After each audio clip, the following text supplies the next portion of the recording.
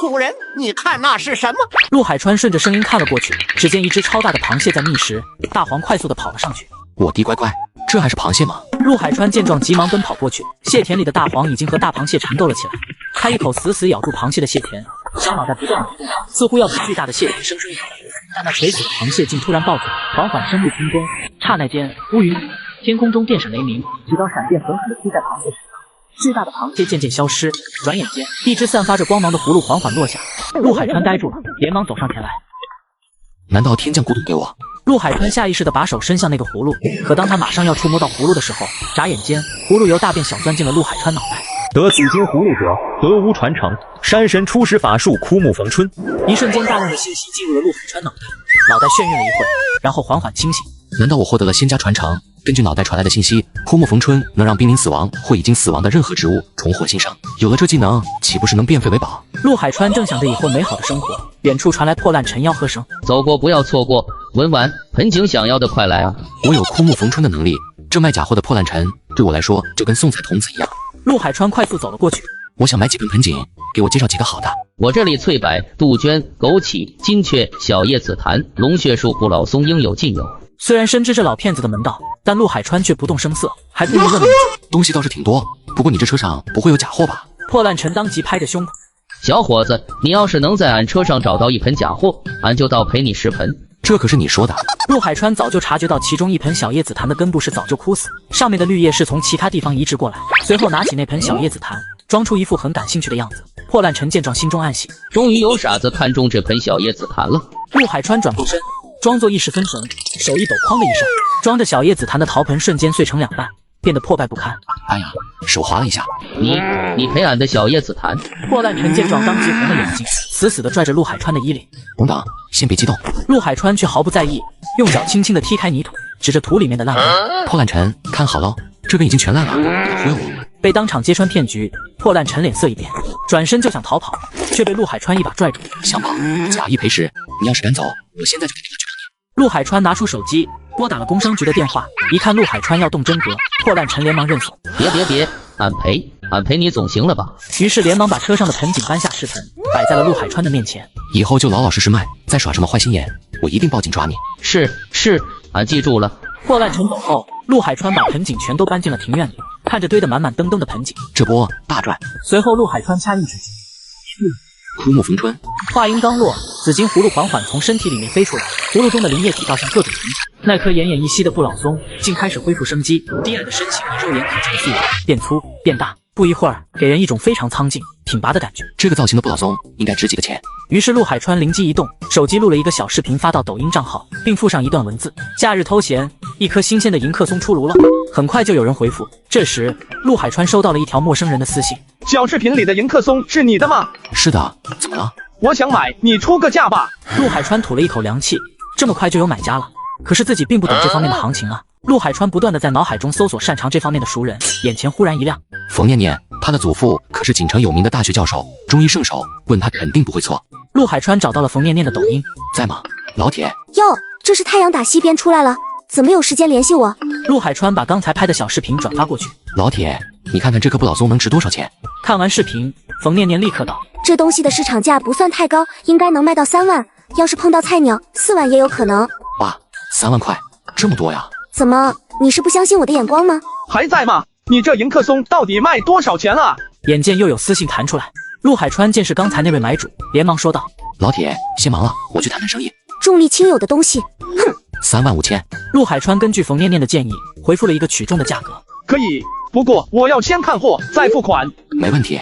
把你家地址发过来。陆海川给他发了个定位。好，明天中午我会过去。你这个迎客松卖多少钱？今天最新报价10万。什么？昨天手机上不是说好3万5千吗？哪有你这样做生意的？这个不是我昨天赔给他的迎客松吗？居然卖到10万！破烂陈生气地走到迎客松面前，仔细看了看。陆海川，这盘迎客松是我的。破烂陈伸出手要把迎客松拿走了，陆海川用手把他推开。破烂陈，你看清楚一点，你昨天卖的迎客松有那么大吗？我门口可是有监控的。对呀，我昨天赔给他的只有30公分，怎么现在都长到1米多了啊？见情况不对，破烂陈低头灰溜溜地走了。小兄弟，这样吧，我给你再加2万，5.5万，这个行内是最高的了。这迎客松可是被林业滋养长大的，况且比昨天发财宝挣了大1倍，低于10万我是不会买的。我告诉你，我是县里最大的盆栽批发商，今天我要是放下话来，以后怕是就没人敢买你的了。就在陆海川为难的时候，一群人走进了陆海川的院子。老同学，念姐今天可给你带来了一桩大生意。啥生意？冯德林眼前一亮，激动地走到迎客松面前，仔细地端详起来。外观精致，树干粗壮，纹路均匀，枝叶层层叠叠。冯老，怎么样？这乃是绝世孤品，纯正血统的迎客松。哈哈，终于让我找到了。有您这句话，这迎客松我买了。小陆，你这株迎客松准备卖多少钱？我懂个毛啊！陆海川闻言，立刻将求助的目光投向冯念念。我可以帮你，但要分红的哦。没问题。爷爷，您给出个价吧，我老同学不太懂这东西。冯德林摇了摇头。念念，我们和买主一起来，代表的是买方，怎么能帮卖方定价？这不合规矩。你是念念的爷爷，我相信您。冯老，就您在这行铁打的口碑，没有不合适的，只要您开口，多少钱我都照付。话说到这个份上，冯德林也不好拒绝。小林啊，我去年收了一株迎客松，花了10万，但这株的外观和品相要比之前的好上1倍，所以这株价值至少能翻上一番。那就是20万，你觉得怎么样，小陆？我去，20万，哥真的要变成有钱人了？好，没问题。就在这时，买迎客松的中年人生气地走了出来。这株迎客松是我最先看到的，在这县城里，谁敢买我看上的东西？好东西当然是价高者得，除非你出得起。你们今天要是买了，我让你们吃不了兜着走。是吗？来，我今天倒要看看你有多厉害，小王。林国栋打了个手势，保镖走到了中年男子面前，拿出一张烫金的名片。中年人睁大眼睛看了看，顿时惊呆了。这可是省里面的大人物啊！这下碰到钢板了。对不起，林总，是我有眼无珠冲撞了你。那还不快走，别扫了我的雅兴。刚说完，屁颠屁颠的跑了。小陆，把你的银行卡号给我，我这就转钱给你。好的。双方拿出了手机，不一会儿，陆海川的账户上就多了20万块钱。小王，把东西拿到车上。是的，林总。小王小心翼翼地抱起了那盆迎客松，往院子出去了。小陆兄弟，以后要有什么好东西，记得联系我。说着，递给了陆海川一张烫金的名片。陆海川连忙接过，一定。然后众人就走出了院子。就在陆海川看着手机凭空多出的20万，开心不已，老爸突然慌慌张张地走回来了。老爸，你这是怎么了？儿子，几个月都没下雨了，我们山上的橘子树就要枯死了，怎么办？爸，你先不要担心，你在家里先休息一会，我去看看情况。说完就和大黄往山上走，不一会就走到果园里，看着快要枯死的橘子树，陆海川伤心欲绝，突然灵机一动，我可是获得枯木逢春的法术，就植这个果树还不是小菜一碟。随后陆海川掐印指诀，紫金葫芦缓缓从陆海川身体里飞出来，葫芦中的灵液体打上枯死的橘子树，得到灵液的滋养，橘子树很快就焕发新生，本来光秃秃的枝桠上还长出了很多金黄的大橘子。要知道现在可是9月份了，根本就没到橘子成熟的季节。看来把新鲜的橘子拿到市场卖，又是独家生意，肯定能小赚一笔了。于是说干就干，陆海川和大黄不到1个小时就摘了10筐，筐里都是饱满鲜亮的橘子。第二天，陆海川起了个大早，把3轮车开到农贸市场，旁边都是摆摊的小贩，有卖苹果的、橘子的，但这橘子是那种去年的储藏橘，表面干干巴巴，一看就不好吃。然后陆海川开始往摊位上搬橘子，整理好摊位，悠哉悠哉的就等着顾客来。靓仔，你这橘子多少钱一斤？31斤。什么？31斤？你这橘子难道是金子做的不成？隔壁摊可都是5块钱一斤。那能一样吗？5块钱的橘子那是去年的储藏橘。陆海川一番话，瞬间得罪了旁边卖橘子的贩子，年轻人瞬间红了眼睛。瞅啥瞅？再瞅你们卖的也是储藏橘。大家可千万别买啊！这橘子一定是打农药催熟的，吃了会生病的。这小伙子说的有道理，现在哪是橘子上市的时候，可能真是农药催熟的，大家不要买。早就看这小子不爽了，终于有人教训他了。说着，大妈就往年轻人的摊位去了。开玩笑，我自家的神仙橘子会超卖。于是陆海川拿起一个橘子，慢慢剥开，一时间芳香四溢，浓浓的橘子香味顿时从摊位向四周扩散。这是什么味道？好香啊！众人根据香味走到了陆海川的摊位前，大妈拿着包好的橘子吃了起来，真好吃啊！吃完后身体感觉充满力量，食欲也变好了。附近的人群看到一下也能上来。就在这时，隔壁卖橘子的年轻人掏出手机拨打了电话。大概几分钟后，几个市场的工作人员急忙的走过来。停下！有群众举报说你恶意抬高物价，请跟我们走一趟吧。举报！陆海川大惊，好好的卖橘子竟然被人举报。想了想，立刻看向不远处的卖橘子的年轻人。是不是你举报的？谁让你抢我生意？陆海川是吧？跟我走一趟吧。事情搞清楚之后，自然会放了你。车上的橘子也得带走检查。我想请问，什么叫做恶意抬高物价？同样是榴莲，为什么有卖18、38块的价格呢？品质不同，价格自然不同。狡辩，我们严重怀疑你的橘子注射了激素，所以味道才不一般。旁边的大妈见状，急忙上前解围。陆主任，这橘子可不是普通的水果呀，30块1斤很便宜了。陆主任，你听到了，我这个价格大家都能接受，请问是谁举报的？我要告他一个诽谤罪。就算你没有影响物价，但有人举报你的橘子注射了激素，你必须接受检查。如果我不接受呢？如果不，可不是罚款那么简单的。你确定了？事情闹得越大，对我就越有利，快点抓走他。我没有犯法，凭什么罚款？凭什么接受调查？如果你拒不配合，那我们只有强制执行了，抓人。我看谁敢！就在这时，林国栋带着保镖走过来。小兄弟别怕，有哥在这儿，我看谁敢动你。我们在执行市场秩序维护，其他不相干的人一律让开。哼，有证据拿出来看看，别空口无凭就想欺负人。虽然现在还没有确切证据，但你必须配合我们的调查，否则后果自负。没有证据那就好办了。林国栋拿出一张烫金的名片给执法人员看了看，这可是省级里面的大人物啊，惹不起。我相信小兄弟不会做犯法的事，没什么事的话，你们可以散了。好的，林先生。说完，工作人员就快速走了。搞什么？就这样走了？林哥，谢谢你啊，要不是你，我现在都进去了。小事情，我有要事先走了，以后有事可以打我电话。接着，陆海川拿了一袋橘子塞给保镖，林国栋和保镖走了。人群呼啦一下涌了上来，争先恐后要买陆海川的橘子。还要时间？我要20斤。老板给我来1筐。好，别着急，都有。很快，陆海川的橘子就卖脱销了，把一旁的水果贩子都看傻眼了。有没有那么夸张？搞得我都想吃了。于是陆海川把卖橘子的钱都掏了出来，仔细一数，一共是12000块。随后，陆海川拿着钱走到卖橘子的年轻人摊位上。谁说我卖不出去的？这是什么？这个世界怎么了？30块钱1斤的橘子抢着要，城市套路深，好想回农村啊！就在这时，手机响了，打开手机一看是老同学冯念念。我在一家名叫粤海丰的酒店，请你过来吃饭，我有要紧事要找你。好的，10分钟后到。陆海川拎着一大袋橘子走到酒店门口，就被一个衣着光鲜的女服务员拦住了。走走走，我们这不收农产品。怎么来个农民工？走走走。怎么办呀？酒店这个月少了1半的顾客。他眉头紧锁，眼神里满是焦虑。或许我老同学能帮你解决这个问题，我出去接一下他。我们这不收农产品。陆海川皱了皱眉头，不卑不亢地摆了摆手。你误会了，我同学约我来吃饭的。吃饭？服务员一听，先是愣了一下，随后脸上立马浮现出一抹阴险的笑容。土包子，像你1个月的工资都不够付1盘菜钱。陆海川顿时气得握紧了拳头，心中的怒火噌的一下就冒了起来。这什么人啊？狗眼看人低。正当他犹豫着该不该给这货好好上一课的时候，一阵熟悉的声音传来：“大川子，快进来，我已经开好房间了。”陆海川一脸无奈：“开好房间，老铁，你就不能矜持点吗？”冯念念见他没有反应，便走到他的面前：“喂，大川子，还愣着干什么？快进来呀！”陆海川抬手指了指那趾高气昂的服务员，一脸委屈又气愤地说道：“人家酒店不让农民工进呢，我能有啥办法？”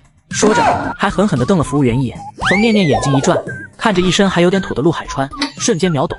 我不管刚才发生了什么，赶紧跟我朋友道歉，要不然我让老板炒你鱿鱼。别，冯小姐，我错了。服务员顿时慌了，他没想到这个土鳖竟然认识冯小姐。想到这里，服务员连忙弯下那18度的腰。抱歉，先生，刚才是我不对，您请进。下次眼睛擦亮点。是。回到办公室里，冯念念一边走一旁偷笑。陆海川有些不解：“你笑什么？你穿的这么土也就算了，为什么还拎着一大兜橘子？”这是俺特意给你带的，自己家种的，非常好吃。冯念念一愣，倒是没想到大川子会给自己带礼物。这礼物也有点太吐了吧？人家送女孩子礼物都是鲜花、巧克力。就在这时，一个美丽动人的女人走了进来，她就是这家粤海丰的老板。我听说刚才我手底下的人把你男朋友得罪了。宫苑姐，你说什么呢？我跟大川子是好哥们，不是你想的那种关系。宫苑眨了眨眼睛，目光中带着一丝怀疑的眼光。哦，是吗？见宫苑不信，冯念念一把拽过陆海川送给他的橘子。你看，这是大川子给我带的礼物，你见过男女朋友之间送这个的吗？不料听到二人的谈话，一旁的陆海川却直接钢铁直男附体。橘子怎么了？这橘子可都是极品中的极品。宫苑摇了摇头，心中暗道：再好的橘子，它也就是橘子，也吸引不了多少客户。陆海川见他们都看不起自家的橘子，当即拿出一个橘子，慢慢剥开，随着橘子的芳香向四周扩散，对各种食材香味都十分敏感的宫苑，瞬间就被吸引住了。好香啊！难道是橘子？已经吃上橘子的冯念念连连点头。宫苑姐，快来尝尝，这橘子超好吃的。宫苑有些犹豫，因为他刚刚还对橘子这种水果嗤之以鼻。那我就尝一口。宫苑轻轻咬下一口，瞬间那橘子的果肉展现出十足的 Q 弹，饱满而有嚼劲，酸甜可口的汁水在口腔中肆意流淌，那美妙的滋味让他根本停不下来。太好吃了，这橘子论口感完全超越那些进口的高端水果。要是经过主厨的妙手，很有可能成为粤海风的招牌菜。大川老板，这橘子是你种出来的吗？陆海川微微低下头，有点不好意思的挠了挠头，说道：啊，不用叫我老板，叫我陆海川就行了。还有这橘子确实是自家种的。好的，那这样的橘子您还有多少？还能有个1万把斤，怎么了？我想预定明天200斤，要是效果好，这1万斤我都要了。200斤没问题，但我这橘子是特殊种植的，单价21斤，你看可以吧？没问题，明天早上8点左右就能送来吗？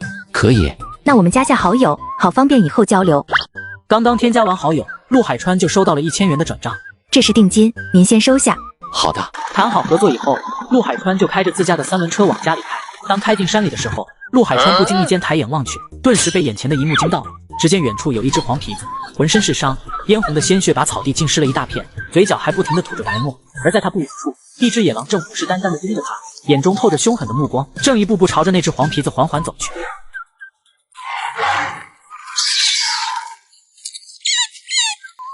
那是什么？陆海川听到动静，赶忙带着狗赶了过去，拨开一丛灌木，眼前的景象让男人倒吸一口凉气。只见一只狼正缓缓靠近一只黄皮子，那狼高高抬起了锋利的爪子，眼看就要落下最后一击。黄皮子身上已多处受伤，鲜血染红了周围的草地。陆海川见状，先是愣了一下，急忙在一旁捡起一根粗树棍，嘴里发出低沉的吼声，嗖的一下就冲上前去，高高跃起，狠狠地朝着狼打了下去。这突如其来的一击让狼嗷嗷惨叫，往后退了几步，凶狠的狼眼睛里满是恼怒，恶狠狠地盯着陆海川。快走开，等一下我对你不客气了。狼被陆海川的突然出现惊到了，但他丝毫没有要退缩的意思，喉咙里发出阵阵低吼声，反而摆出一副要大战一场的架势。陆海川见状，咬了咬牙，双手用力挥舞着粗树棍，边挥舞边大声吼道：来啊，看我今天怎么收拾你这畜生！此时他的心跳急剧加速，心里既有着对狼的忌惮，又有着一股要保护黄皮子的决然。可狼依旧虎视眈眈，抬起头叫了起来，不愿放过到走的猎物。男人心急如焚，他知道再这样僵持下去，黄皮子恐怕性命不保。大黄，你拿树棍挡住他，我先帮黄皮子止血。好的，主人。大黄走到狼的正面，挥舞树枝，大声叫嚷，试图分散狼的注意力，但狼没有退缩，狂叫起来回击。陆海川看了看黄皮子的伤势，只见他气息微弱，身上的伤口还在不断渗血。黄大仙，你可千万别归西啊，俺这就来救你。陆海川嘴里念叨着咒语，手上掐印着指诀。枯木逢春，刹那间，一阵浓郁的青光出现在他手掌，在这青光的照耀之下，原本伤势严重的黄皮子竟像是得到了神奇的治愈力量一般，轻轻呻吟了一声后，嘴里不再吐泡沫，而且身上的伤势居然以肉眼可见的速度快速愈合起来。没过多久，那黄皮子便直起了身子，迈着那小步伐走起来，那叫一个贼拉欢快。就在这时，那只狼见当下这情形占不到便宜，仰头朝着天空发出了几声悠长的嚎叫声。不多时，从树林深处又窜出了2只狼，他们气势汹汹地朝着这边奔来。陆海川的脸色变得凝重起来，怎么办？再这样下去，还会有更多的狼出现。陆海川走上前来，握紧手中的木棍，把狗护在身后，同时用身体挡住受伤的黄皮子。那3只狼呈扇形围了过来，他们那一双双眼睛泛着幽冷的光，嘴里还发出阴森的低吼声。陆海川心跳如鼓，额头上豆大的汗珠不停地滚落。在这千钧一发之际，一股神秘的力量让黄皮子突然抬起头，对着天空叫了几声，紧接着几十个黄鼠狼如潮水般从4面8方涌了过来。狼群见状，顿时愣在了原地，那原本嚣张的低吼声也戛然而止。为首的那只狼眼中的凶光渐渐褪去，他警惕地看着越来越多的黄鼠狼，身子不自觉地往后退，尾巴紧紧夹在2腿之间，往日的威风早已不见踪影。短暂的僵持后，狼群终于承受不住这巨大的压力，转身仓皇而逃。黄皮子拱着小手不断地朝陆海川作揖，小嘴人性化的咧着，似乎是在感谢他的救命之恩。陆海川见状，笑着摆了摆手：行了，你赶紧走吧，记得下次出来小心点。黄皮子像听懂了一样，点了点头，快速钻进了草丛里。见黄皮子离去，陆海川也转身准备离开，可他没走到2步，却发现那只黄皮子竟然又回来了。怎么了，朋友？还有事？黄皮子嘤嘤叫着，随后掏出一只玉佩，玉佩在月光下泛着幽光。这是送给我的。黄皮子点了点头，随后就把那只玉佩放到陆海川的手里。这和传说中的黄大仙有点不一样啊。陆海川拿了玉佩，黄皮子转身就离开了。陆海川好奇拿起玉佩，仔细端详了起来。入手温润，带着丝丝灵性，看来应该是个古董。就在这时，他只感觉掌中的玉佩猛地一颤动，源源不断的青色灵气从玉佩中涌现出来，而后迅速钻进了他的体内。很快，这股精纯的灵气就被陆海川身体吞噬殆尽，伴随着一声山神传承之万物感应，一瞬间大量的信息进入了陆海川脑袋，万物感应，能够感受一定范围所有物品，并读懂他们的心声。待他稍稍缓过神来，便迫不及待地想要试试这新获得的能力。他深吸一口气，缓缓闭上双眼，集中全部的精神力去感受前面的那片草原。只见一只老鼠正来来回回地走着。我去，这也太厉害了吧！看来想发掘山神更多的能力，得找到更多拥有灵气的古董才行。半个小时后，陆海川开着三轮车平安回到家里。刚刚下车，老妈就过来了。儿子去哪里了？现在才回来？我是去城里卖橘子去了。卖橘子？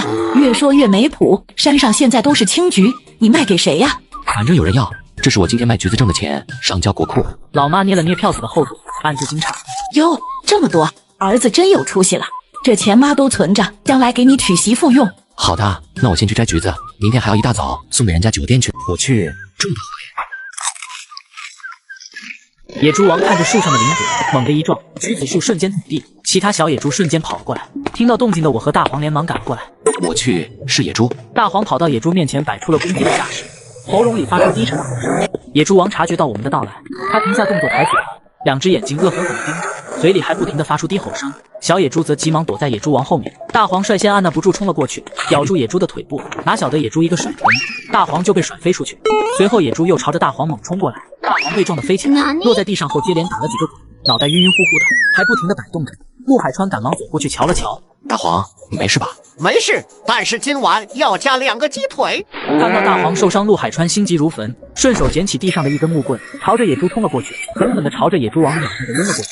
野猪王疼得嗷嗷叫，一边跑来跑去，然后气势汹汹的就朝着陆海川撞了过来。陆海川顶住野猪的脑袋，身体被野猪的力量推着一直后退。关键时刻，陆海川闭上双眼，默念山神口诀。突然一道光芒亮起，只觉得身体得到了无穷的力量，把野猪王高高举起，然后重重的摔在地上，扬起一片尘土。野猪随后便躺在地上，四肢开始不受控制的抽搐起来，嘴里还时不时发出痛苦的哼哼。再看那些原本围在野猪王身边的小野猪们，一个个吓得撒腿就跑了。主人，这个野猪王怎么办？野猪是国家2级保护动物，放它一命吧。陆海川走到野猪面前，使用了枯木焚春，野猪受伤的地方就以肉眼可见的速度愈合了。以后不准来祸害我的果树，想吃果子和我说。就在这时，一只毛色火红的狐狸出现在陆海川面前，它的眼睛里透着焦急与哀求。求求你救救我妈妈，她受伤很重。陆海川一脸疑惑地看着狐狸，想了想，好吧，你妈妈在哪里？就在那边的山坡树下，她的腿骨折了，一直在流血。好，你先带路，我这就跟你去看看。走路太慢了，所以我在瓜子二手车上买了台比亚迪汉，才花了9万多，比新车便宜10万，开起来跟新的一样。现在新车掉价快，买瓜子特划算。这么便宜，靠谱吗？当然，瓜子每台车都经过官方专业检测，能限时开3天，放心买就行。要是有旧车，还能放瓜子上全国拍卖。总之听我的，买卖二手车上瓜子就对了。陆海川跟着小狐狸一直向山坡前走了10几分钟，这才停了下来。那只狐狸有一条腿受了伤，鲜血不停地从伤口处流淌出来。此刻它紧闭着双眼，整个身子也在不停地颤抖着。小狐狸走进狐狸妈妈身边，滋滋笑了2声。狐狸妈妈勉强地睁开了2眼，回应了一声，又闭上了眼睛。小狐狸见状，以为它妈妈不行了，急得滋哇乱叫。陆海川蹲了下来，摸了摸小狐狸，说道：“你别难过，你妈妈这个腿伤，我可以治好的。”于是陆海川伸出手，将一缕灵气输入到了狐狸的身体，腿上的伤势居然以肉眼可见的速度快速愈合起来。没过多久，那狐狸直起了身子，开心地走来走去。为了感谢陆海川，狐狸妈妈拿出一颗人参，递到了陆海川的面前。陆海川2眼盯着那一颗老人参，不由得一惊，他连忙用手接过人参，顿时一股清奇的香味扑鼻而来。恩人，谢谢你救了我，小小人参，希望你喜欢。这次发了，听说人参是无价之宝，有空发到网上看看。为了感谢狐狸，陆海川又在这对母女狐狸的身上各输了1道灵气，得到陆海川输入的灵气，狐狸的速度比以前快了2倍。好了，我还有事，下次再见吧。回到了果园，陆海川使用了枯木逢春，原本倒在地上的树木慢慢恢复了原来的样子了。于是我和大黄把成熟的橘子采摘了。第2天早晨，陆海川就把橘子用3轮车拉去酒店。这都快8点了，他怎么还没来？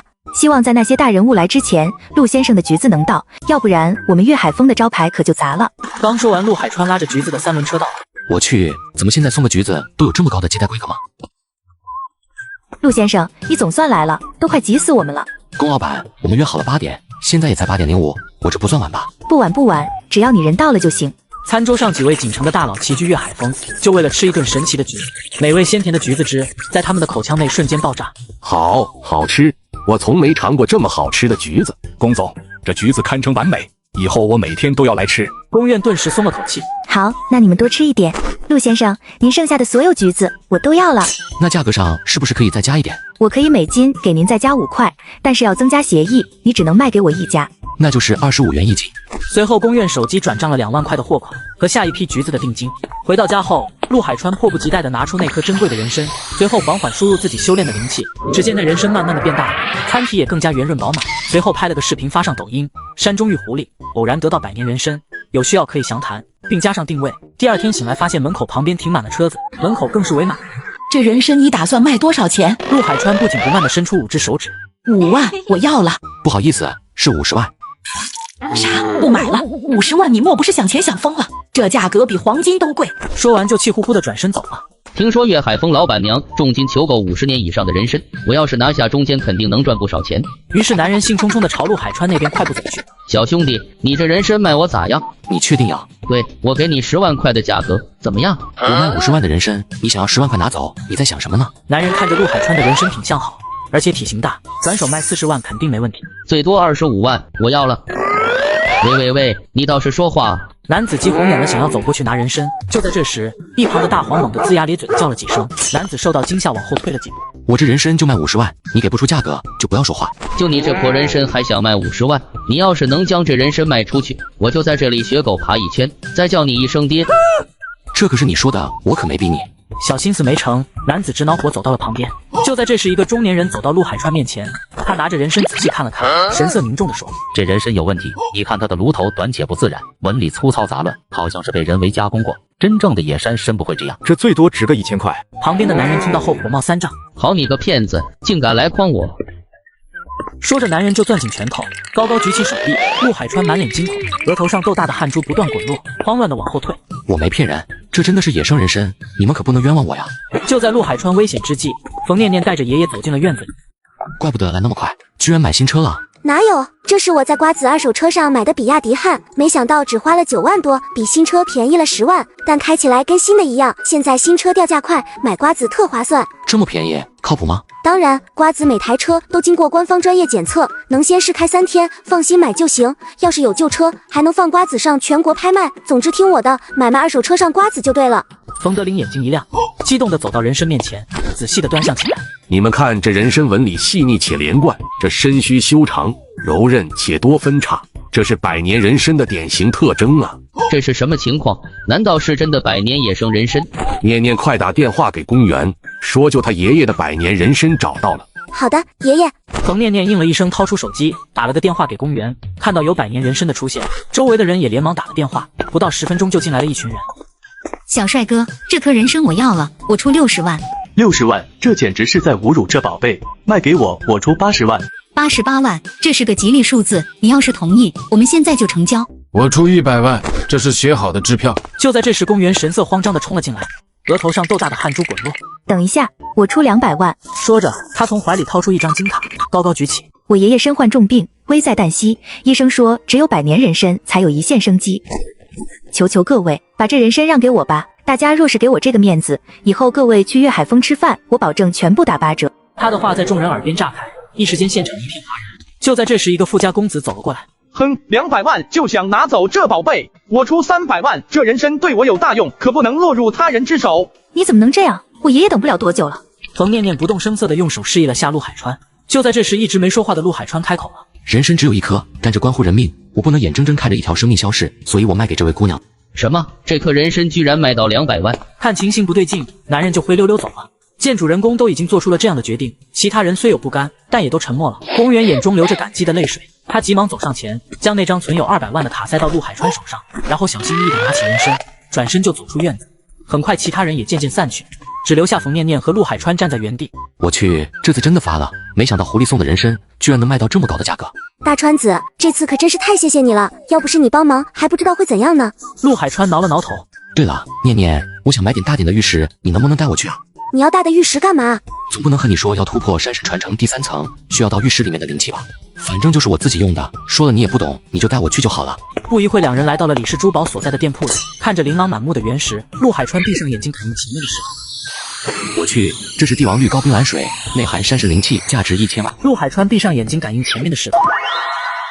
去，这是帝王绿，内含山神灵气，市场价值1000万。老板，这块原石我要了，你打算卖多少钱？小小年纪就不学好，学人家赌石，也不掂量掂量自己几斤几两。瞧瞧你这傻样，这块石头搁这儿都3年了，压根就没人正眼瞧过。大川子，你想钱想疯了吗？这石头都放3年了，这明摆着不靠谱呀！一块石头而已，我就是买来玩玩，输赢我都不在乎。虽然石头外观差了一点，但世事无绝对，没有切出来之前，一切都有可能。你要是诚心想要，我可以便宜出1万块给你，你看怎么样？行，这1万块给你。话音刚落，陆海川便抱起那块石头往回走了。那个买破石头的咋就走了？不打算在这现场解释吗？对呀，让我们开开眼界，看那破石头能出什么宝物。不好意思，我没想过解释，就想买回家当装饰品。小子，你莫不是怕了？这么着急走？我会怕，既然你觉得不会出绿，敢不敢跟我赌一把？跟我赌？你没那个资格，我随便动手都是上百万。刚才我大川子不到10分钟就可以进账200万，莫非你怕了？年轻人，你只是一时运气好而已，别在我们老一辈面前放肆。岳先生，这赌石圈里可不是看谁年龄大就给谁多几分面子。臭小子，毛都没长齐，敢在这说3道4。眼看现场的局势越来越激烈，店老板开始打起了圆场。我看这件事就算了吧，小兄弟也是第一次玩。然而他的话还没说完就被岳西华打断。老板，你不想惹祸上身，就闭上你的嘴。小兄弟，刚才你说要和我赌一把，说吧，怎么赌？就赌我面前这块石头有没有出帝王绿。可以，那筹码呢？筹码就赌我身上的200万。太少了，再加300万如何？没钱的话跪下来叫爹，或许我给你出了。一番羞辱的话瞬间就把陆海川给激怒了。500万太少了，要玩就玩大一点，1000万吧，怎么样？没问题。说完他就写下一张1000万的支票。臭小子，拿出你的资本，别只靠一张嘴。我不急不忙的拿出了黄皮子送给我的玉佩。我这枚玉佩现在市场价最少1000万。岳西华突然愣了一下，然后哈哈大笑起来。你当我们傻吗？你个破玉佩值1000万，小子，你要是没钱就和我说一声，别在这里装模作样。你不信的话，可以找个专业的人鉴定。我这边倒认识一个鉴宝专家。说完，老板就打了个电话。听说有宝物，我马上赶了过来。林老，你最近发财了，居然买新车了？哪有？这是我在瓜子二手车上买的比亚迪汉，没想到只花了9万多，比新车便宜了10万，但开起来跟新的一样。现在新车掉价快，买瓜子特划算。这么便宜，靠谱吗？当然，瓜子每台车都经过官方专业检测，能先试开3天，放心买就行。要是有旧车，还能放瓜子上全国拍卖。总之听我的，买卖二手车上瓜子就对了。几分钟之后，一位老者来到了现场。林老，你可是我们省城来的高级鉴定师，小兄弟快点给林老看看，这个玉佩值多少钱？林老接过玉佩的瞬间惊讶了起来，双手发抖，目不转睛地看待了。老先生随便看看就好了，别当真，这就是一个水货。放屁！你懂什么？你有资格在这里说话吗？林老，你这是什么意思？这玉石晶莹剔透，外观雕刻龙形神兽，手中触摸如同婴儿肌肤般嫩滑，这可是康熙随身佩戴的玉佩，居然让我在有生之年看到。小兄弟，你这玉佩有没有出售意向？价格最低1000万起。瞬间在场的所有人震惊不已。改日再谈，今日还有要事在身。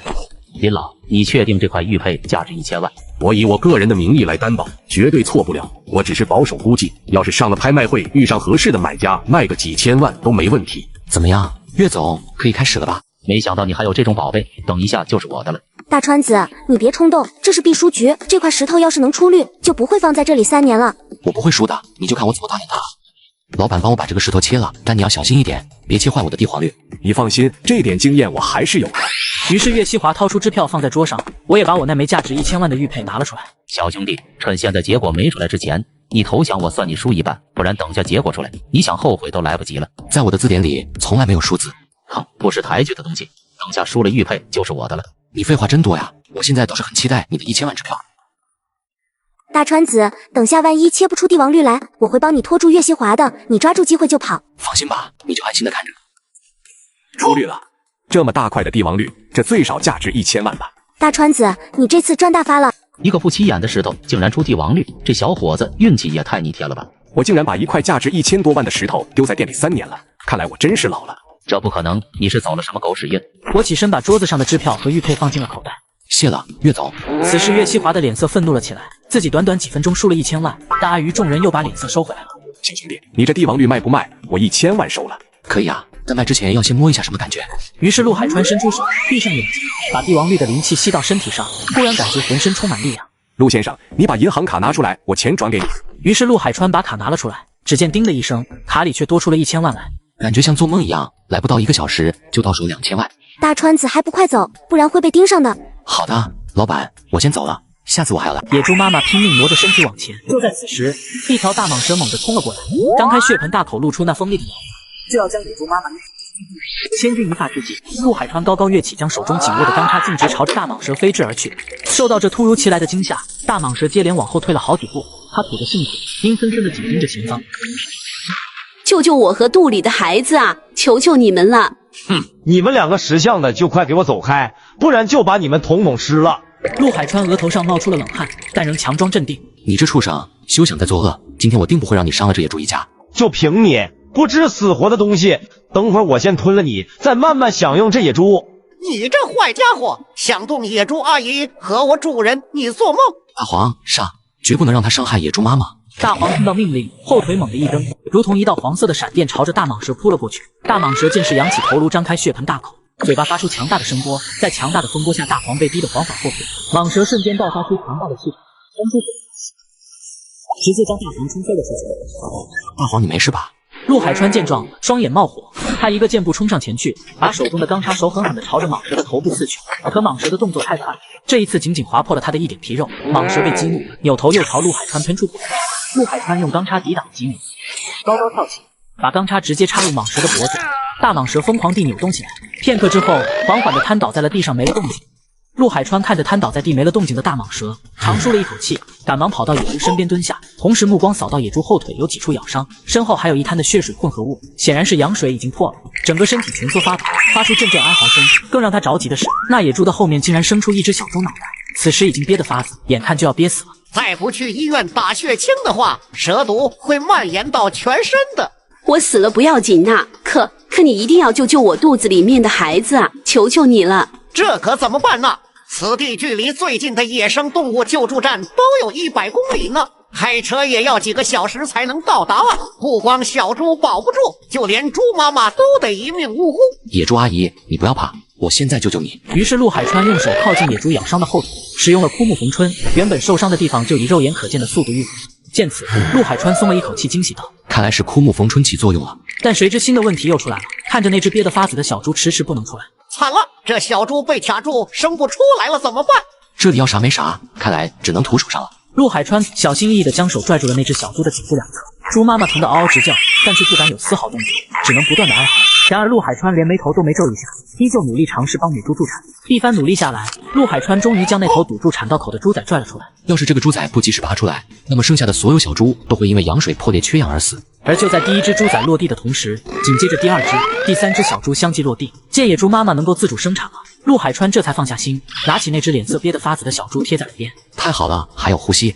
陆海川激动万分，连忙将小猪倒立，一手反复拍打其胸部。主播这是在干嘛？给猪做 SPA 吗？主播别拍了，你没看到小猪的脸都被你拍紫了吗？有没有良心啊？就是，我还以为主播是一个热心肠的好人，没想到竟然这么丧心病狂。此时的陆海川也不管3721，专心的救治着小野猪，猛拍了大概有10多下，再次放到耳边倾听。还是不行，肯定是呛到羊水了。要是不抓紧将羊水清理出来，就麻烦了。情况紧急，陆海川也顾不了那么多，张开嘴直接将小猪的嘴鼻放进口中，用力吸出来。我去，主播也太变态了吧！这他喵的属实让人受不了啊！主播，你这个丧心病狂的大坏蛋，快放开那只小猪！大家好，我是华夏野生动物保护协会的，这位主播并不是在虐待小野猪，而是在救他的命。经过努力了几次后，一股腥臊的液体喷到了陆海川的脸上，小野猪的脸色缓和了许多，终于由酱紫色转为了肉嘟嘟的粉红色。小野猪似乎是感受到了陆海川的温度，小家伙用小脑瓜在他脸上蹭了蹭，终于算是救活了。看着手心的小猪，陆海川悬着的心终于算是放了下来。此时的野猪妈妈已经生产完毕，一只只身上带着土黄色花纹的小野猪依偎在他怀里，拱来拱去，开始大口的吮吸起来。陆海川数一下，我去竟然生了12只。陆海川将手中的小家伙也放在了野猪身下，小家伙非常准确的找准位置，也开始大口的喝起奶来。这时猪妈妈的身体似乎恢复了力，看向了陆海川这边，野猪感激涕零，眼中满是谢意。恩公啊，真是太谢谢你了，你救了我们一家人的命啊，这份大恩大德可怎么报答哟？哎，小事一桩了，你看这时间也不早了呀，咱们还是得抓紧去找药材，不然就天黑了。恩公呀，你往后面只走500米，那里有一棵人参，但你要小心一点，那里经常有野兽出没。人参那可是宝贝啊，卖掉能值不少钱。不过这野兽出没确实危险，大黄你可得警醒着点。放心吧，主人，有我在呢，定保你周全。随后，陆海川便和大黄依照野猪所说，往后面走。陆海川小心翼翼地探出头，只见一群豺狼正围着一只黑熊疯狂地展开攻击。大黄在一旁急得来回踱步冲出去就要帮忙，可陆海川一个箭步上前拦住了他。大黄千万不要乱动，先看清楚情况。此时十几只豺狼团团围住黑瞎子，这黑瞎子也聪明，直接一屁股坐在地上护住自己的菊花。有豺狼靠前，他就挥舞自己的大爪子驱赶。他皮糙肉厚，这些豺狼也造不成太大的伤害。陆海川这时候才发现，这熊的怀里还抱着一个蜂窝，他一边应付周边的豺群，一边还不忘用手塞一些蜂蜜到自己嘴里。这黑瞎子还真是为了蜂蜜不要命啊！只见不远处的灌木丛剧烈地抖动起来，刹那间大黄像是察觉到了极大的危险，转过头，伏低身子开始呜呜地低吼。陆海川也发现了大黄的异常，急忙转过身。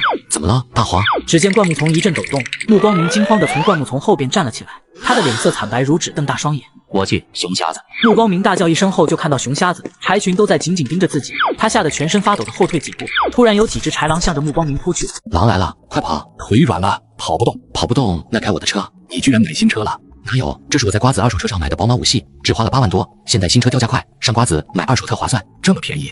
是啊，年底瓜子有100亿补贴活动，5万多就能买奔驰、宝马、比亚迪，这靠谱吗？当然，瓜子每台车都经过官方专业检测，可以试开3天，要是有旧车还能放瓜子拍卖，来卖二手车上瓜子就对了。一下子看那兔子，直接掉头就跑，3只豺狼跟着追了过去。吓唬一下就好，别伤人。陆海川可不知道这家伙想偷自己的窝子，毕竟是一个村的发小，虽然宇内人有良子，不过这也罪不至死。领头的豺狼突然大声叫了几声，很快去追穆光明的3只豺回来。陆海川突然间感觉后面有声音，只见黑瞎子一双黑溜溜的眼睛盯着陆海川，坐在地上，一只爪子抓着蜂窝递到自己身前。帮个忙，让他们走吧，这罐超甜的蜂蜜就归你了。哟，这是打算用蜂蜜贿赂我，好让我救你，有意思。陆海川看着围了过来的豺群，正想着如何让他们离开，2只小豺狼突然从豺群中窜出，欢快地跑上前来，嘴里还奶声奶气地叫嚷着：爸爸，哥哥是个大好人，他上次救了我们2个的命。大豺狼看了一眼自己的孩子，对着其他豺叫唤了几声，豺群才慢慢散去，只剩下2只豺带着小豺来到陆海川身边蹲下，紧紧盯着黑瞎子。看到豺群散去的黑瞎子这才从地上爬起来，2只手爪着地站起来，像个人一样对着陆海川比划着，然后依依不舍地将爪子中的蜂巢递给了陆海川。陆海川也不客气接了过来。这山中的野生蜂蜜可是个好东西。不过看到黑瞎子那可怜兮兮的小眼神，陆海川将背篓里的饲料拿出来，给了一大袋他。在场的动物都鼻头微动，随后双眼放光地看着陆海川手中的肉饲料。黑熊得到肉饲料之后，迫不及待的就塞到自己嘴中吃了起来。吃完之后的黑瞎子竟然兴奋的满地打滚，一边的豺狼也紧紧盯着穆青山手中饲料。陆海川只好也给他们1人1袋，很快带的不多的完美肉饲料就被他们吃干净了。看着还不满足的黑瞎子，除非现在你们有猪肉跟鱼肉，我可以再给你们做。说完，2只小豺狼直接呼唤自己的族群，很快20多只豺又聚集在一起，然后领头的对着陆海川叫唤几声，然后带着豺群向着跑到一半，再次回头对着陆海川叫唤。这是让我跟着？陆海川隐约猜到了他们的意思，于是就跟了上去。黑瞎子没有跟上，而是朝着另一个方向跑了。不到几分钟，跟着这群豺一路来到一个臭气熏天的地方。这是一个野猪群，数量不算多，5、6只半大野猪，领头的是一只差不多300斤的大野猪。这时候豺群已经直接跟野猪群对上了，团团围住他们，前面的吸引注意，后边的不停的偷袭掏缸。5、6只半大野猪很快就被掏干净了内脏，只剩下大野猪还在不停的冲撞豺群。就在豺群跟大野猪僵持住的时候，突然黑瞎子从一旁的山林跑了出来，直接把没注意的野猪一巴掌拍翻在地。一旁的豺群趁机上前，直接把野猪的后兜子给掏了。2条大鱼被丢到陆海川身前，这时候陆海川才发现熊瞎子原来是去抓鱼了。剩下的大野猪双眼赤红，鼻子中喷出2道白气，对着眼前的黑瞎子就冲了过去。熊瞎子闪开野猪的冲撞，趁机再次一拳拍在野猪的身体上，扑通，大野猪终于坚持不住，倒在地上直抽抽。熊瞎子把野猪拖到陆海川身前，指着2条大鱼不停的叫唤：你们这真是成精了！你们等一会，我处理一下这些野猪。接下来就是开肠破肚处理这些野猪，然后将它们的肉剔下来，用了几个多小时才将这些肉制作成完美肉饲料，然后一群动物疯狂的吃了起来。听爷爷说过，很多野猪窝旁边都会有松茸。陆海川便在附近找寻起来，果不其然，在距离野猪窝几10米的一片草丛里，找到了一大片松茸。小哥，你这松茸多少钱1斤？500一斤，这是我从山里面摘的，妥妥的男人加油站。5001斤，你想钱想疯了吧？买这么贵，傻子才会买。不买就不买，干嘛要骂人呢？美女，你再往那边走几步，还有一家才50块钱1斤呢。美女听到了大叔的话，向陆海川吐了个口水，就往那边走去了。我去，这糟老头子敢坏我生意。于是陆海川气冲冲地走到大叔面前：你一个卖葱的，是不是有点不地道啊？小伙子呀，不瞒你说，我老婆就在那边卖松茸呢，你还是太年轻了呀。陆海川差一点被当场气疯了。算了，强龙不压地头蛇，等一下被人家讹上就不好了。这野生松茸市场很稀缺，我要是低价拿下再出售给酒店，中间肯定能赚不少钱。于是男人兴冲冲地朝陆海川那边快步走去。小兄弟，你这松茸我全要了。你确定全要？对，我给你每斤200元的价格怎么样？大哥，我卖500一斤的松茸，你想要200块拿走？你想什么美梦呢？你看300一斤怎么样？我还得单风险运到城里去卖呢。以我这松茸的品质，在城里的高级酒店800一斤都有人抢着要。那400一斤是我的极限了。你也知道这运货途中万一有个闪失，损失都得我自己扛。喂，你倒是说话。男子急红眼了，想要走过去用手拉，陆海川用手挡住了他。现在鹿茸卖600一斤，你给不出价格就不要说话。我去，就你这破松茸还想卖600一斤？你要是能卖出去，我就在这里跪下来再叫你一声爹。好啊，儿子你在旁边看着。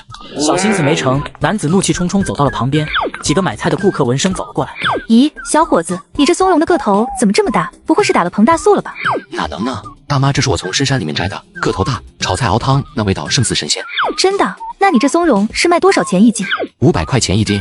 这么贵，你抢钱呢？说完，美女扭头就走。小伙子，你也太黑心了，你这价格比起旁边的摊位上的贵了10倍多，想钱想疯了吧？几个顾客也纷纷谴责，都是转身就往回走。哎，大家都别走呀！离陆海川最近的一个摊贩大叔不屑地一笑：什么野生松茸，个头那么大，一看就知道是打了催长素的，吃了对身体危害可大了。买菜的顾客连连点头，深以为然。难道自己定的价格真的高了？就在这时，一个中年人走到陆海川摊位面前，他拿着松茸仔细端详后，你看这松茸的色泽过于暗沉且纹理模糊，真正的野生松茸绝不是这般模样，这顶多值50块一斤。旁边的男子听到火冒三丈，好你个骗子，竟敢来诓我！说着，男人就攥紧拳头，气势汹汹地走过来。陆海川满脸惊恐，额头上豆大的汗珠不断滚落，慌乱地往后退。这真的是野生的，我昨天刚从大山里面找出来的。我劝你还是把这些假松茸撤了吧，别砸了自己的招牌。现在想撤没门，我现在打电话给市场部把你抓起来。就在中年男子即将拨通电话之际，陆海川突然像是想到了什么。等等，大哥，您要是不信，可以找中医世家冯老先生来鉴定，他德高望重。你意思是说我的辨别能力不行了？没那个意思，要是他也说这是假的，我二话不说跟您去市场部，该怎么罚就怎么罚。中年男子微微迟疑，心中也起了一丝波澜。万一真是自己看走眼了，也不好收场。行，那就叫冯老先生来看看。陆海川拿起的手机拨打了电话，不一会儿，冯老就急匆匆赶来，拿起松茸仔细端详起来。老先生，你随便看看就好了，这货就是种植的。放屁！你懂什么？你有资格在这里说话吗？冯老，你这是什么意思？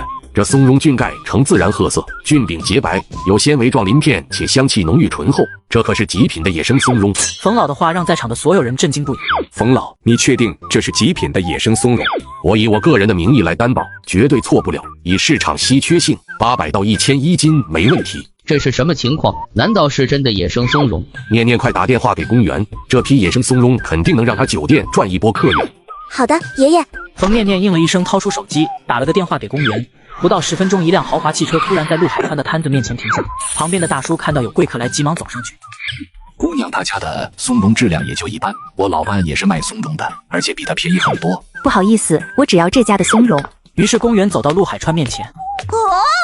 那么多野生松茸，你这里的松茸我全要了。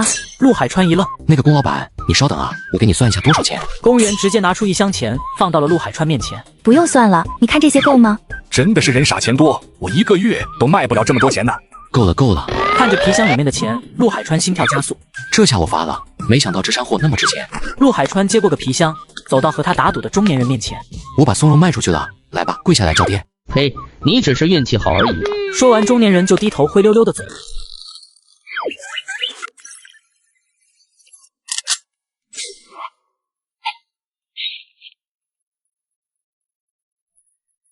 只见远处灌木丛一阵抖动，紧接着大黄狂叫2声，声音惊起一片飞鸟。怎么回事？又遇到猎物了？陆海川摇了摇头，不像，我过去看看。陆海川摆起射击的姿势，小心翼翼地朝着灌木丛靠近。就在陆海川即将靠近灌木丛时，一只黄皮子从后面慢悠悠地走了出来。陆海川猛地一愣，你怎么来了？你们来到了狼群的领地，要小心一点。什么？狼群的地盘？那怎么办？黄皮子从屁股底下掏出一根骨哨，并发出闪烁着奇异的光。以后在山中遇危险，吹响它，可以用它来召唤我。他说完，便将骨哨递给陆海川，随后转身消失在了茂密的山林之中。这是什么宝贝？哎，不管了，先拿着吧。然后几人继续向山里走。突然一声微弱叫唤传来，众人走近一看，只见树下蜷缩着一只小狼，它身躯微微颤抖，后腿有一处伤口，鲜血正缓缓往外渗。这只小狼后腿在流血，怎么办？他一脸焦急，眼中满是怜悯。我尝试一下救他吧。于是陆海川走近，缓缓蹲下，把手靠近小狼，双眼紧闭，心中默念咒语。枯木逢春，原本受伤的地方就以肉眼可见的速度愈合了。没过多久，那小狼直起了身子，在原地欢快地走来走去。随后像是感受到了陆海川的善意，开心地往他手里蹭了蹭。为了让小狼能好好休息，陆海川小心翼翼地把它放到了竹筐里面。大川子，你居然瞒着我！你有这样救人的法术，为什么不告诉我？念念，这法术的施展极为苛刻，需耗费大量精力，也担心你知道会给你带来危险。我的儿子呢？谁能告诉我小狼去哪儿了？这时，一只灰狼身体微微颤抖着走上前。王，我们也是刚发现小狼不见，我这就去把它找回来。一群废物，天黑前必须找到，不然都别回来了。是的，王，您先消消气，我们一定能找回。还愣着干什么？赶紧去找！于是众狼迅速四散开来。主人，机会来了！哇，这头野猪好肥啊！于是我拿起弓箭，视野紧紧锁定野猪。我松开手指，嗖的一声，利箭如闪电般飞射而出，正中野猪的侧身。野猪吃痛地发出一声沉闷的嚎叫，却并未停下逃窜的脚步。前面有声音，不会是小狼吧？我毫不犹豫再次瞄准，又一箭射出，精准地扎在野猪的背面上。野猪脚步放慢了几下，却仍强撑着向前狂奔，很快消失在茂密的树林中，只留下一路斑驳的血迹。就在这时，大黄跑回我身边，围着我打转，并发出警告的叫声。不远处，一只狼走了过来，看着地上的血迹斑斑。难道是小狼的血？怪不得找那么久都找不到。于是狼怒气冲冲地走到了陆海川面前。我去，狼来了！冯念念瞬间身体发抖。陆海川转身看了看，你会爬树吗？会一点。冯念念疑惑地看着陆海川，狼都来了，还不快跑？你问我这个干嘛？你要是会爬树，就找棵树爬上去啊！老同学，你真聪明。只见冯念念看了看四周，突然看到后方有一棵树。只见他走到大树下，像只小猴子一样，蹭蹭几下就爬到了大树中央，最后还找了一树杈坐下，拿出手机直播。大黄急忙冲了上去，摆出了攻击的状态。大黄，先不要冲动。我毫不犹豫再次瞄准，嗖的又一箭射出，精准的扎在狼的前方。狼被吓了一跳，慢慢往后退了几步。别过来，不然我对你不客气了。凶狠的狼眼睛里满是恼怒，恶狠狠地盯着陆海川，抬起头叫唤着。就在这时，远处传来一阵阵的狼嚎声，大黄似乎也感受到了危险的临近，他不安地退后着脚步。大黄，别怕，上啊！你当前排，我打输出，咱们主仆齐心，干掉这只野狼。大黄打量了一下对手的体型，用看傻瓜的眼神看着自家的小主。这么猛的野狼，你让我当前排？不是你还是我呀？放心，只要你牵制住他，我一箭就能射死他。大黄虽然害怕，但还是冲了上去。就快要接近野狼的时候，几只狼从四面八方缓缓走出，将我们包围起来，一步步向我们逼近。此时的直播间人数达到了10万人。我去，真的是狼！狼要围过来了，大黄要是被吃掉怎么办？怕什么？猎户手里有弓箭。突然，大黄转身朝着另外一个方向跑去。我去，狗呢？主人，我先撤了，你坚持住，我下山给你去摇人。我去，这狗急了，居然会逃跑，还弃主人于不顾。电视剧都不敢这样拍。不懂别乱说话，大黄那不是逃跑，而是战略性撤退。看着狼群慢慢逼近，陆海川心跳加速，迅速跳上后面的树杈。野狼不会爬树，暂时是没有危险了。看着树上的陆海川，野狼瞬间陷入暴怒，他们想要爬上树将陆海川撕碎，爬上1米左右就会滑下来，只能用爪子疯狂划树根。可恶的人类，竟敢杀死我的小狼，我要让你付出惨重的代价。然后转头向后面的手下说：围住他们，饿个2、3天，他们就掉下来了。着急的冯念念掏出手机想拨打电话报警，却发现突然没有信号了。大川子现在怎么办？手机用不了了。陆海川看着手上的弓箭，却发现箭用没了。看来只能等大黄的救援了。几个小时过去了，2个人都饿得肚子呱呱叫。大黄怎么还没来啊？再不来，我们小命都保不住了。突然，陆海川想到一个方法，死马当活马医吧。他拿起鼓哨吹了起来，一阵嘹亮的哨子声突然响起。大川子，我说你是不是被吓傻了？吹这个就能赶跑狼吗？听到哨子的声音，树底下的狼更加狂暴。完了完了，早知道就不要跟你进山了。而与此同时，正在玩耍的黄三郎也听到了鼓哨声。不好，我的朋友有危险！黄三郎突然抬起头，对着天空叫了几声，紧接着几10个黄鼠狼如潮水般从四面八方跑过来。黄三郎叽叽呱呱地说了几句，就奔向陆海川的方向。这是什么操作？只见树下的狼群正疯狂地施展叠人墙战术，一只踩着一只，不顾一切地向上攀爬。冯念念早已吓得全身发抖。谁能来救救我呀？绝望的声音在林中回荡。突然，陆海川想起了黄皮子对他说过的话，他迅速拿起鼓哨用力吹，一阵嘹亮的哨子声响起。附近的黄三郎也听到了鼓哨声。不好，我的朋友有危险！于是黄皮子抬起头，对着天空叫了几声，紧接着无数个黄鼠狼如潮水般从四面八方涌了过来。黄家军出发！那士气高昂的黄家军如离弦之箭，迅速朝着陆海川所在之处奔去。然而狼王耳朵一动，敏锐捕捉到天空传来的圣声。不好了，他们在呼叫同伴。他猛地抬头，朝着狼群发出一阵低沉的咆哮。收到指令，原本攀爬的狼群瞬间疯狂起来，动作愈发迅猛。离树上的冯念念和陆海川越来越近，看着近在咫尺的狼群，两个人身体忍不住颤抖起来。大川子，他们快爬上来了，怎么办？陆海川紧紧握住手中的捕哨，大声安抚：“别怕，黄三郎听到哨声了，援兵马上就到。”就在这时，一只体型较大的狼终于爬到了最顶端，它那忧虑的眼睛中透着凶狠的目光，高高跃起，锋利的爪子朝着陆海川狠狠抓去。陆海川双脚猛地一蹬树干，高高跃起，失重的狼重重地摔在地上，扬起一片尘土，发出痛苦的嚎叫。与此同时，黄皮子们如疾风一般朝着陆海川所在之处狂奔而来。黄三郎一马当先，大家加快速度，一定要救下我的朋友！眨眼间，黄皮子大军赶到了树下。狼王见状，心中一惊，心跳陡然加速。众狼看着数不清的黄鼠狼来到，纷纷后退。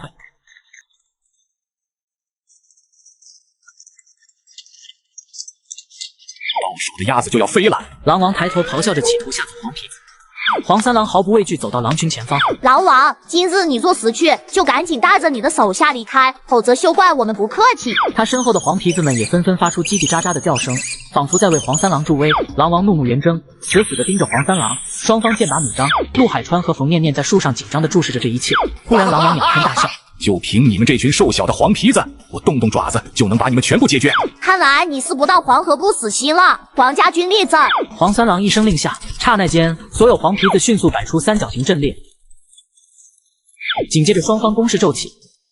那三角形阵型如锐利蝎子直插狼群，野狼们猝不及防，原本紧密的队形瞬间被冲散。一番激斗下来，狼王看着几只受伤哀叫的狼，忍不住感叹道：“俗话说，好狼也架不住这么多黄鼠狼啊！”想到这里，他走到黄皮子面前，前蹄重重地刨了两下地，尘土飞扬间，他朝着黄三郎低吼两声。听到叫声的狼群慢慢往后退，看着退后的狼，黄家军继续排好阵列，以防狼群反击。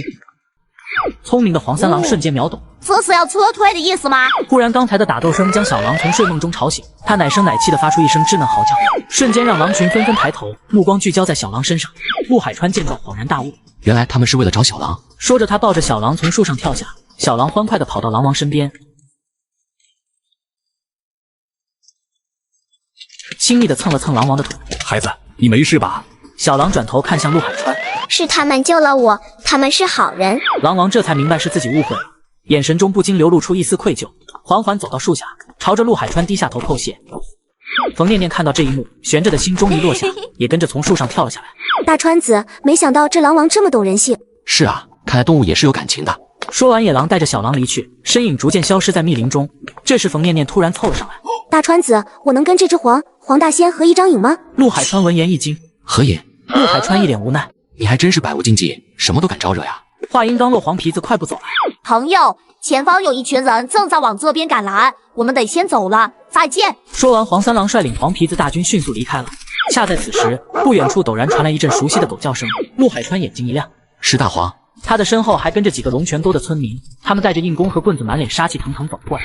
其中老大陆山根最为惹眼，竟拖着一把足有2米多长的青龙偃月刀，威风凛凛、活脱脱的关二爷战士。奶奶的，狼呢？赶上俺儿子，看俺不活劈了他！老爹你是真有才，大郎那把关刀，你赶紧把那玩意放下，别再把老妖闪了。看到你没事就好。大黄不是说你们碰见狼了吗？狼让黄皮子给赶走了。什么？黄皮子？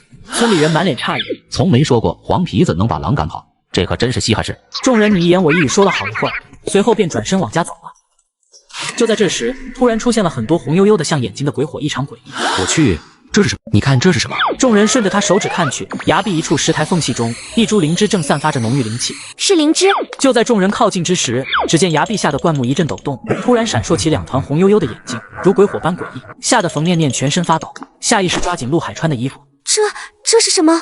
紧接着2条身形粗壮的大蛇嗖地从灌木丛中窜出，它们三角形的头颅高高昂起，口中吞吐着信符，发出令人胆寒的嘶嘶声。快退后，是毒蛇烙铁头！陆海川迅速摆好弓箭，双眼死死盯着大蛇，双腿缓缓往后退，每一步都谨慎万分。大蛇则吐着信符，缓缓向前游动，冰冷的树丛中透着危险。这野灵芝灵气也太浓郁了，竟引得要蛇守护。难道是上百年份野灵芝？今天要赚大发了！大黄帮我分散这伙的注意力，我瞅准时机，一剑解决他们。大黄听到召唤，汪汪2声，毫不犹豫地绕着大蛇来回狂奔，还时不时猛地佯攻，并发出低吼声。两条烙铁头被大黄激怒，嘶嘶叫着，蛇身急剧扭动朝大黄游去。就在大蛇距离大黄不足1米时，陆海川目光如电，紧紧锁住其中一条烙铁头。看见，我松开手指，嗖的一声，利剑如闪电般飞出。然而这条蛇极为敏捷，瞬间蛇身一扭，忽地射进一旁土里。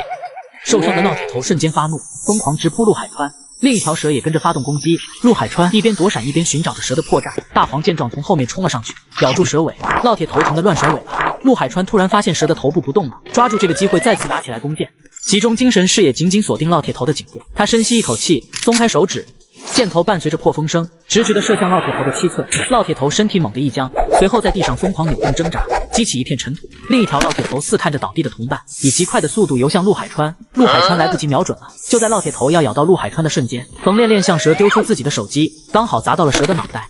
蛇晕头转向左右乱晃，陆海川哪肯错失良机，松开手指，嗖的一声利剑正中烙铁头要害，抽搐几下便没了动静。陆海川长舒一口气，走向冯念念。还好你这一下，不然我还真有点悬。太险了，这蛇看着就剧毒无比。大黄也跑过来，围着两人打转，似乎在邀功。陆海川蹲下摸摸大黄的头。好了，2条药蛇解决了，我过去摘灵芝。就在这时，天空中出现一只老鹰在空中盘旋，鹰眼锐利如刀，死死锁定陆海川和地上蛇的尸体。陆海川刚迈出几步，却听到天空中传来老鹰疯狂的叫声。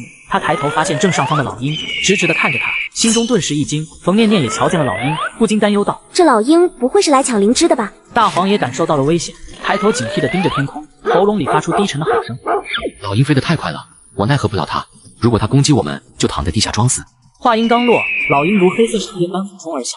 陆海川一把将冯念念按倒，小声道：不能动。老鹰在低空掠过，却没有发现运动的目标。苦恼的他并未罢休，一个劲地在天空中寻找目标，直到发现崖壁处湿气浓郁的灵芝。只见老鹰双翅一展，径直朝灵芝飞速扑去。冯念念心跳加速，不好了，大川子护住灵芝。与此同时，大黄也急得大声狂吠，试图以叫声威慑对方。就在老鹰快到达灵芝的时候，陆海川瞄准老鹰，嗖的一声，几支利箭如闪电般飞射而出。那老鹰异常敏捷，瞬间察觉到危险，猛地扭动身躯，巧妙地躲过了几支箭。陆海川再次瞄准老鹰，却发现没有箭了，而老鹰丝毫没有理会，再次朝着灵芝飞去。陆海川满脸遗憾，苦笑着摇头，看来和这个灵芝没有缘分啊。眼瞅着老鹰就要够到灵芝，刹那间阴云如墨般迅速聚拢，紧接着几道闪电齐刷刷的劈落，毫无防备的老鹰瞬间被一道闪电击中，发出一声声哀鸣，像断了线的风筝，一头栽在地上，身躯不停抽搐。众人还未回过神，一道道闪电又接连不断的砸向灵芝。待闪电停歇，那灵芝像是被注入了神奇力量，原本的色泽愈发莹润，边缘竟泛起丝丝缕缕的金色光芒，仿佛一件稀世珍宝现世。陆海川瞪大双眼，喃喃自语：难道这就是传说中的百年渡劫？几人缓缓走到老鹰面前，只见老鹰翅膀有一处伤口，鲜血正慢慢往外渗，在地上映出一小片暗色，身子微微抖动着。这老鹰咋处理啊？